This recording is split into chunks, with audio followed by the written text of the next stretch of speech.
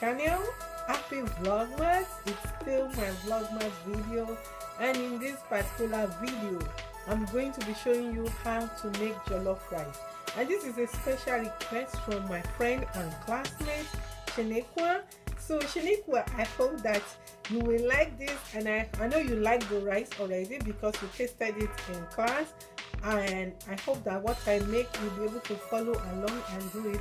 But first of all, let me confess to you, I don't use specific measurements, so I just go by my instincts to measure and cook, and I hope that you can go along and do the same thing. Just be you, use as you feel like.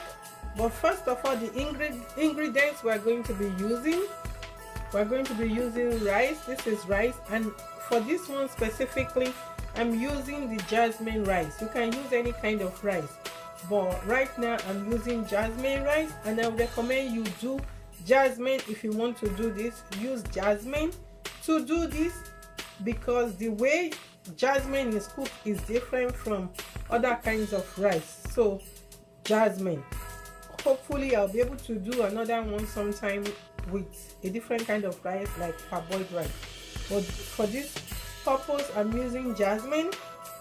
And then you need Bullion cubes. This one is Maggi, no Maggi. It's called Bullion cubes. You can get it from an African grocery store or Asian grocery store. Usually in the pack it comes like this in the pack. So, and this pack, you know, you can use it for months. You can use it for 2, 3, 4 months before it's all gone, because you can use it for a variety of things. You can use it to cook rice, you can use it to cook stew, you can use it to season meat, you can use it to season your stew, you can use it to season fish, you can use it to season chicken, any kind of dairy or any kind of meat at all. You can use these knorr cubes to season it. I'm also going to be using palm oil. I'm going to be using vegetable oil. Actually, this is my vegetable oil, and I hope, let's see if you can see that. Yeah, that's my vegetable oil. Oh boy, I'm spilling. So I will be using vegetable oil, and I will also be using, I'm not using basil, I will be using curry powder. So this is curry powder. You want to get curry powder. I'll be using curry powder. I will be using thyme leaves. And I will be using tomato paste. So my tomato paste is already in a container, so I'm going to be using that, and of course I'm going to be using salt for taste. So basically that's what you need to make your jollof rice or red rice. You know, some people know it as the red Spanish rice, but this one is like African jollof rice. And I'm also going to be using peppers. So I've already blended my pepper, and in this mix I have habanero pepper, I have red bell pepper, and I have tomato. So also you want to go according to your own kind of measurement. So in that I have one big tomato, I have not even up to half of the red bell pepper, and I have just 2 habanero peppers, because the pot I'm going to be using already have some dry pepper in it, and I want to just use out that dry pepper flakes.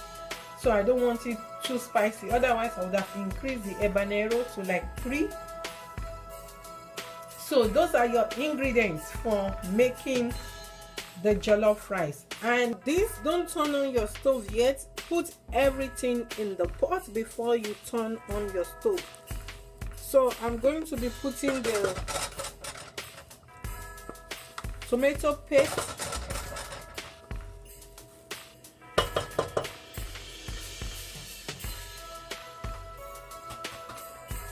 and any brand of tomato paste is fine. So just get your own favorite brand tomato paste to use. So, and I'm just stirring it because I want the tomato paste to kind of spread out.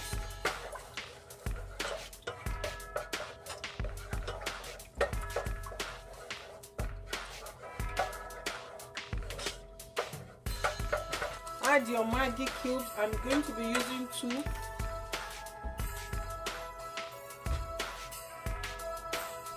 Add your thyme. You know, there is no specific measurement for the amount of thyme, but don't use too much. Just use your instinct also. So I'm adding my thyme.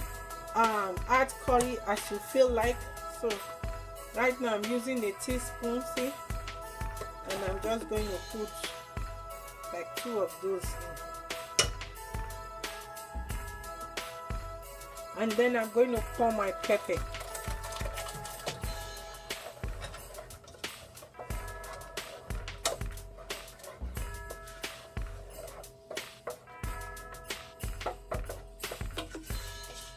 Pouring my pepper, then I will dump my rice. See, my rice, as you can see, I've washed the rice. So you have to wash your rice in a bigger bowl. Wash your rice before you dump it in. Don't just dump rice in without washing it. I always wash my rice. So wash your rice. Just rinse it out in cold or warm water in the sink, just so you can wash out some of the starch.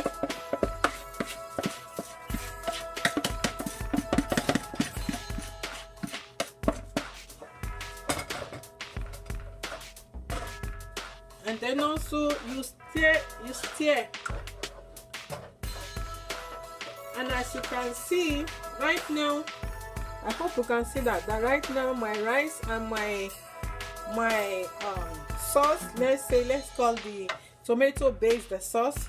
So right now the tomato sauce and the rice, they're kind of almost at the same level.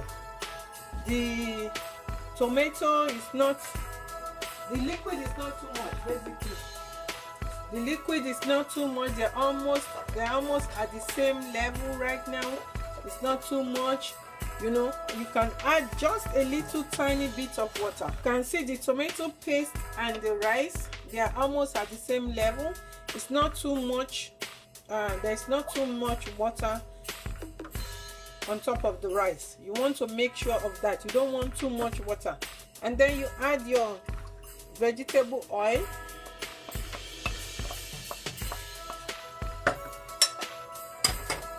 And then you add salt to taste. You can skip the salt.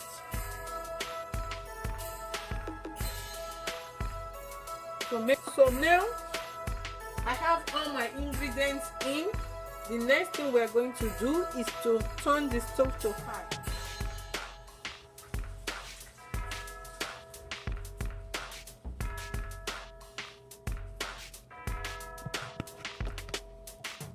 Let's see right there. Turn the stove to high. Nothing splash. That's okay. Just wipe off.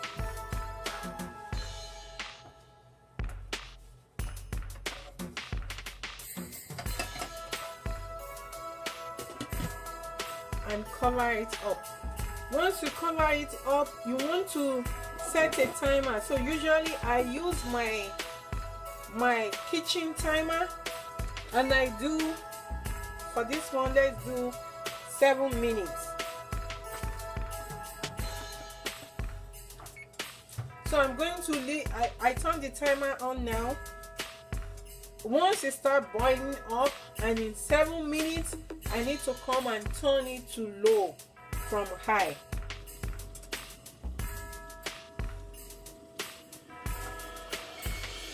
So now you turn your stove to low. You can see it's boiling hard.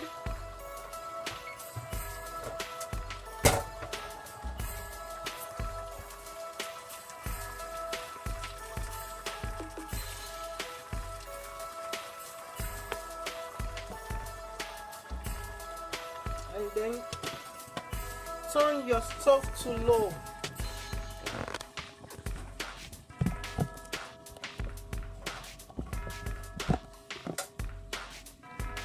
See, right now I have my stove at low, so just turn it to low and leave it.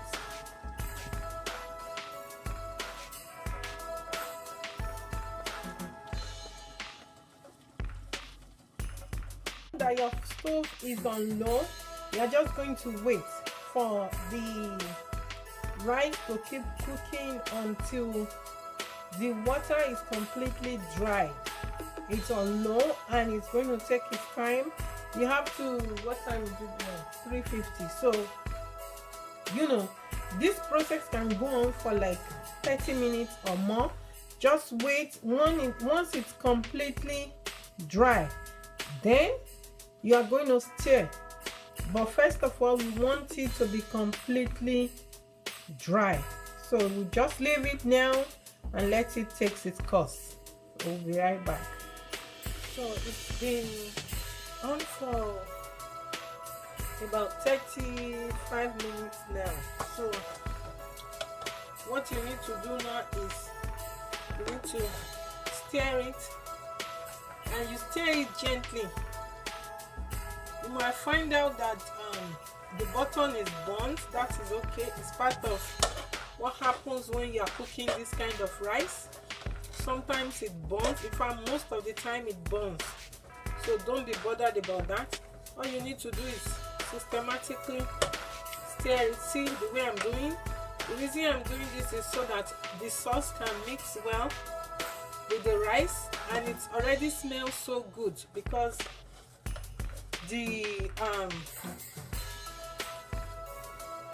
it smells so good already because of the curry and the ingredients, the tomato paste in it, you know, the thyme, all of those, and you just need to stir like this.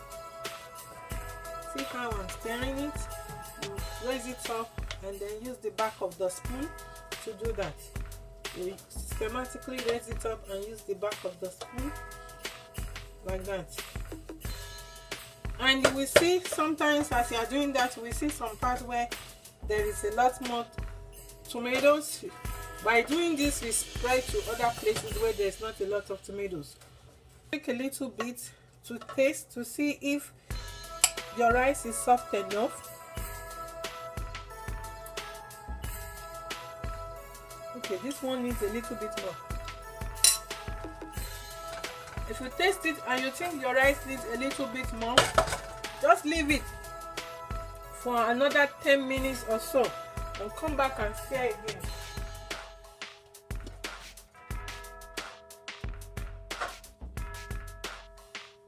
You know, I've left it for 10 minutes to 15 actually. And then you need to do is come back again like you did before and stir. See why it comes out really nice?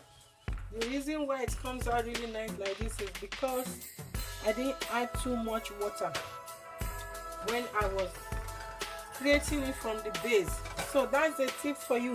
When you are creating your jollof rice from the base, do not add too much water. Just go back to the beginning of this video and see how I added the water to it.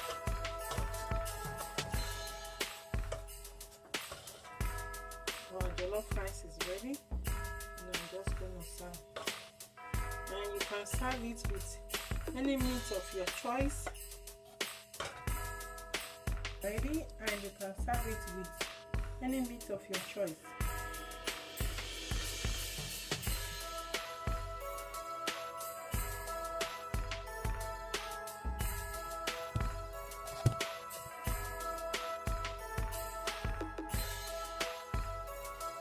Now you see that making jollof rice is not really hard if you know how to do it. Just follow that simple step.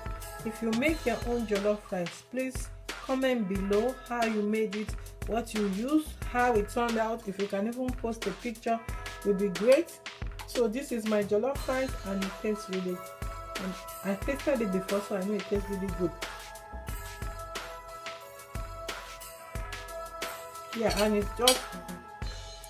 it's perfect. I like the way the rice came out. I like the way it tastes. I like the amount of salt in it. So those are things that you need to consider when making your own jollof rice. And for it to come out like this, just use those ingredients. And then to answer a question of using vegetables in it, because some people add vegetables to their jollof rice, like sweet corn and peas, or even carrots. If you want to add those kind of vegetables to your jollof rice, the time to add it is when it's done like this, and then you just add it on the stove and stir. But for me, I don't like adding those vegetables to my jollof rice. Instead, I like to serve those vegetables by the side. So that's another thing you can do. You can add those vegetables as a side item by your jollof rice, just like you will add any kind of meat you want on the side to eat. Thank you so much again, Shaniqua. Thank you for asking for this recipe. I hope that you will like it, and I hope that you are able to make yours. So post your comment below. If you have questions, post your questions below. Thank you and happy Vlogmas. Enjoy your holidays. Bye bye.